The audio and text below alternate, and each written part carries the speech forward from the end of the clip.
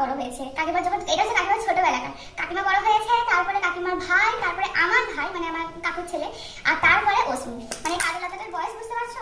প্রতিবার যখনই আর কি শেষ হয়ে যায় ততবার আর কি আমার মা বানিয়ে দেয়। তো এবারে যখন পুজোতে গেছিলাম তো তখন ও হাত ভর্তি কালি হয়ে যাবে, এটা দেখো নতুন, চারিদিকে শুধু কাজল লেগে রয়েছে। এবারে যখন মঙ্গলপুরে গেছিলাম তো তখন আমার মা বানিয়ে দিয়েছে। আবার শেষ হবে আবার মা, মুখটা কি করলে অশ্মি? ছি ছি ছি, আমি এবার কি করব বলো, আমি এবার কি করব বলো? হ্যাঁ এই দেখো মুখটা কি করেছে অশ্মি।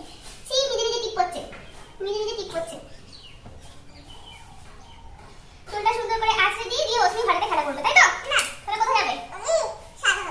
যা দিদি হয় বলেছি না? দিদি যখন স্নান করে আবার পড়তে বসেছে, তাহলে তুমি একটু বই নিয়ে পড়তে বসো না। বই নিয়ে পড়তে বসতে হয়, দিদি আর খেলাধুলা করেনি। স্নান করেছো দিয়ে আর বালি ধুলো কোনো কিছু মাখতে নেই মা। হ্যাঁ, তুমি ঘরের মধ্যে খেলা করো, ঠিক আছে?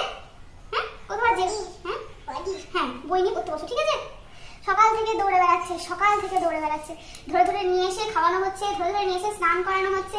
একদিকে স্নানের জল রেডি করছি, তেল রেডি করছি, আর তার মাঝখানে অশ্মি দিয়েছিল দৌড়, আবার ধরে নিয়ে এলাম, তেল মাখালাম, স্নান করালাম, আর রেডি করছি। এরপর কি করবে জানি না, বাড়ির মধ্যে থাকবে কিন্তু, হ্যাঁ কোথাও যাবে না। দেখেছো দুষ্টুমি? ঘেঁটে দিলি তো মারা।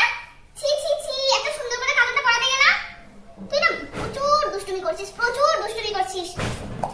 প্রতিটা মুভমেন্ট মানে একটুখানি পা ফেলবে সেটাই হবে দুষ্টুমি ওর।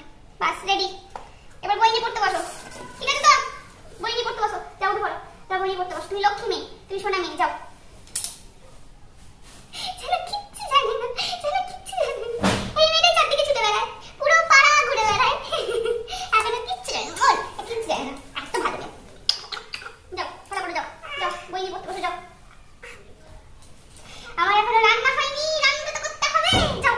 বাকি রান্নাগুলো আমি করি, তুমি যাও না। বাস এই কলেই থাকো, তাই থাকো।